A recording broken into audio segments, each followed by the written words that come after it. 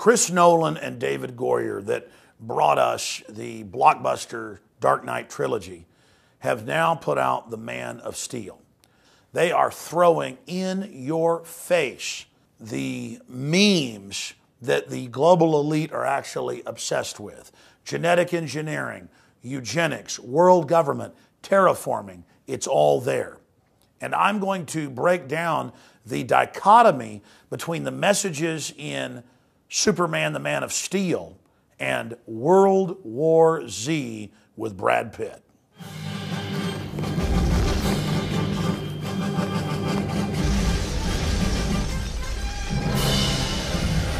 The director and the writers of The Dark Knight, especially in the third installment, put out deep French Revolution, Illuminati, Jacobin ideology. For someone that has researched this information, it was a very disturbing film and shows that the writers and the director have a deep knowledge of what's going on in secret societies. And that's why it's so shocking to go see The Man of Steel, which is undoubtedly the best comic book adaptation to film I've ever seen, and had about a 98% rating towards pro-liberty.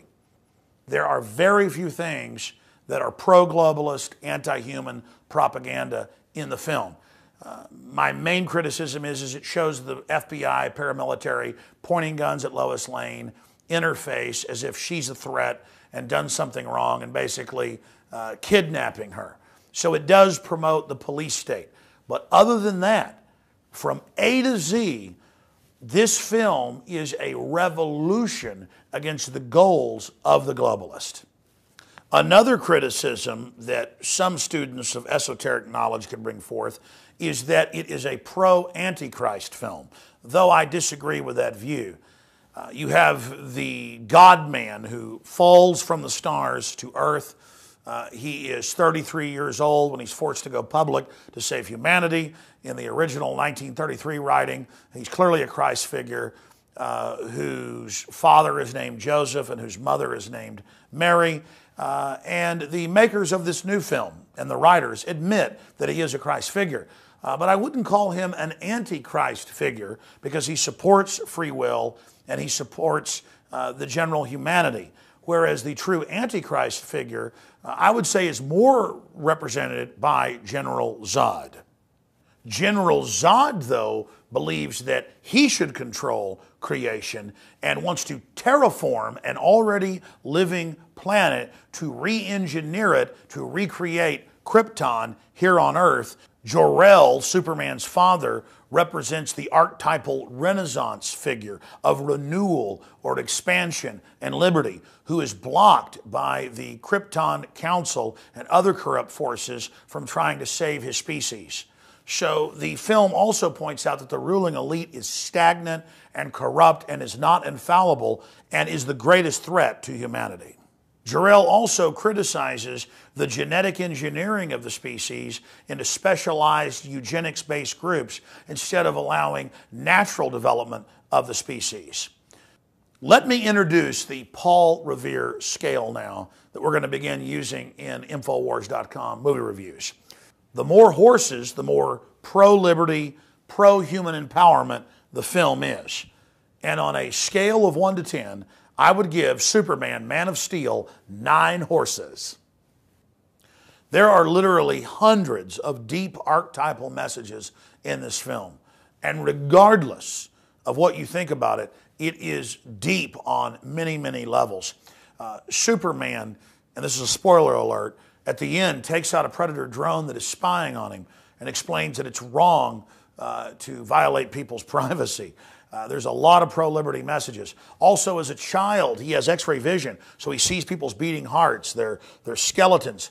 And that's a metaphor or an allegory of people that are very in tuned and intelligent who are actually driven mad by how complex reality is. And it's an allegory of the burden of the highly intelligent who are not predatory and who don't decide to use their advanced intelligence to suppress and dominate the rest of humanity. Overall, it's an anti-centralization message. It's an anti-military industrial complex message. It's an anti-eugenics message. It's an anti-stagnant, inbred, monopoly elite message. The message is we must have a renaissance and reach for the stars. And overall, it is one of the most positive films I've seen in a long time. And it follows a rebellion in Hollywood that I have been basically informed of from multiple high-level sources over the last few years, that they're tired of the left-right paradigm, that you're either a liberal, socialist, communist, anti-gun person, or you're allowed to be kind of a neocon, warmonger, conservative.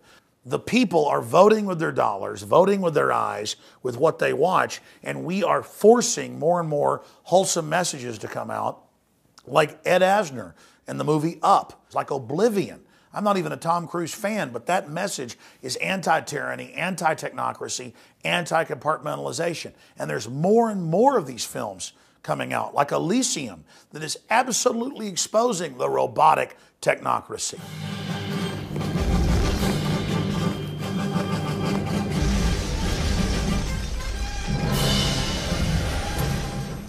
Now let's look at World War Z. I was able to get some of the early scripts about 6 months ago. We also have the book, which I've read, World War Z. And now they've gone into multiple rewrites and reshoots. So as the film prepares to come out, we are not 100% exactly what's in it. But we do have the earlier versions. And they're very similar to the book, which is an anti-human, pro-elite, pro-mass extermination manifesto that I can only describe as ultra-Hitlerian. They say in the book and in earlier versions of the film that there's nothing worse than American militias and gun owners. And thank God the zombie apocalypse happened, because at least it reduced the numbers of humans worldwide and allowed the UN to invade America and put gun owners and families in concentration camps. They praise communism in the book and in the earlier screenplays. It is a piece of authoritarian pornography. And despite the fact it has a mega budget and Brad Pitt is behind it, I predict this film will not perform as good as other films that have more wholesome messages.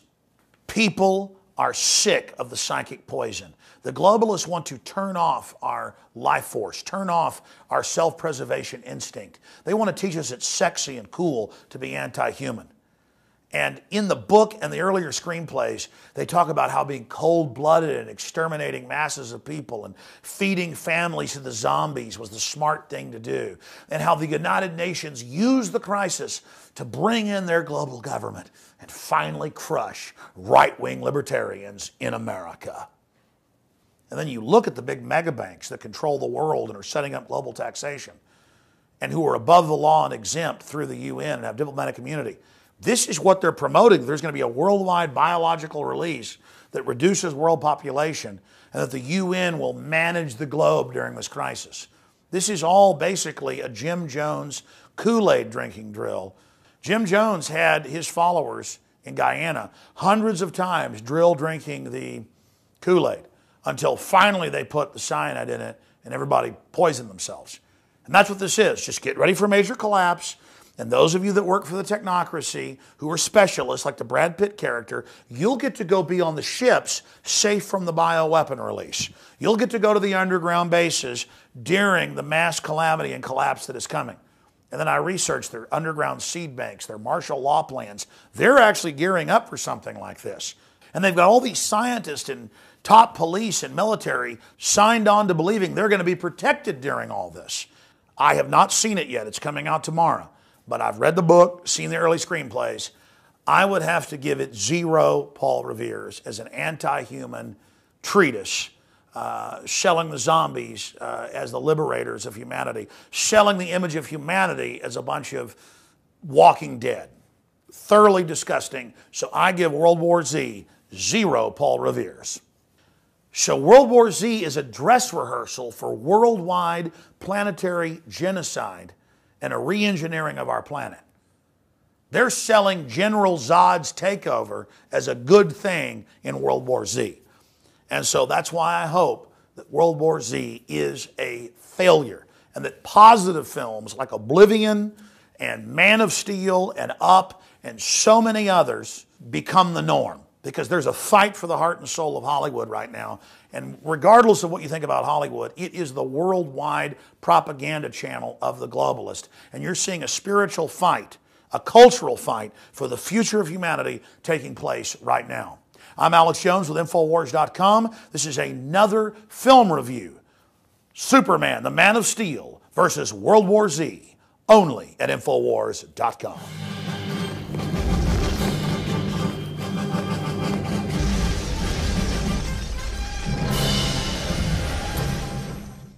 Now you can watch The Alex Jones Show live as it happens at Infowars.com/show. You'll find links to all of our content there and a free 15-day trial for Prison Planet TV. More than 60 movies and documentaries all in one place at Infowars.com/show.